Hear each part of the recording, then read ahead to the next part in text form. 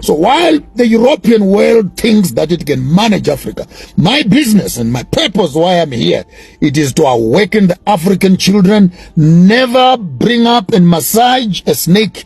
When it is grown up, it still remains a snake.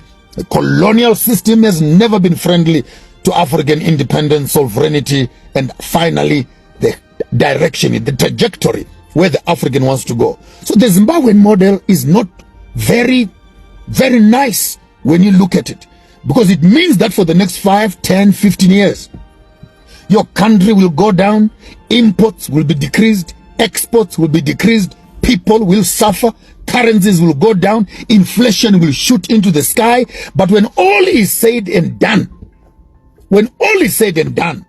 I bet and I promise you, in the next 5, 10 years, you will thank me later. The Zimbabwe economy, against all odds, opposition parties, lambasting and insults, the Zimbabwe economy is going to recover. And when it recovers, right now, we are owning our own banks. Standard Bank and other banks have disappeared. We are owning our own petrols. Shell and BP have disappeared. We are now building our own insurance companies, all the mutual and etc. They don't know what to do with themselves. Why? Because we've never owned, oh, sorry for the language, the balls of the economy.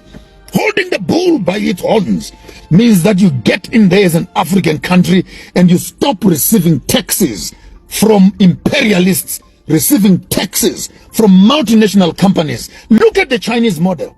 The Chinese government owns all the businesses that are in China. What is wrong with that? They've made themselves into a superpower. What must we be afraid of as Africans? You can talk as much as you want about dictatorships and etc. Britain is also under a dictator called King Charles. When last did you hear of elections in Germany? When last did you hear of elections in Sweden? When last did you hear of elections in Norway? So while you are busy emulating and you think that freedom and independence is defined by the Americans, as Africans, define your own freedom and your own democracy. And before you talk about democracy, dictatorship, sanctions, and issues of corruption, ask yourself, who is corrupt?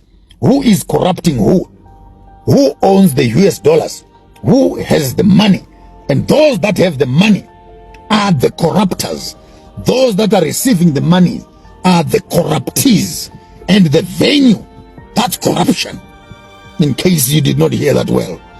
The honest truth that I can share with you, until we understand that Europe is corrupt. That's why there's war in Ukraine. America is corrupt. That's why there's war in the Middle East. It's all about business people expanding their territories, sharing their weapons, killing civilians, killing women, killing children, destroying infrastructure. And when your infrastructure has been destroyed, voila, IMF will stagger to the scene, and World Bank, we have come here to rebuild your country. Oh, so much has been destroyed. How much is it to rebuild it? Oh, you'll need 15, 20 billion. Oh, we'll give you 20 billion, but we'll give you in trenches. And for the next 30, 40 years, your country will be working to pay back the debt of reconstruction by the destruction which the colonizer has caused. I don't know if you can process that in one sentence. That I come to you and I kill you, and I hurt you, and then after that I say, I will know the hospital where you must go. Don't worry, I'll pay for the hospital. And after I've paid for the hospital, now you come back and you work for me to pay the debt of the injury that I caused because I paid for you while you were sleeping in hospital.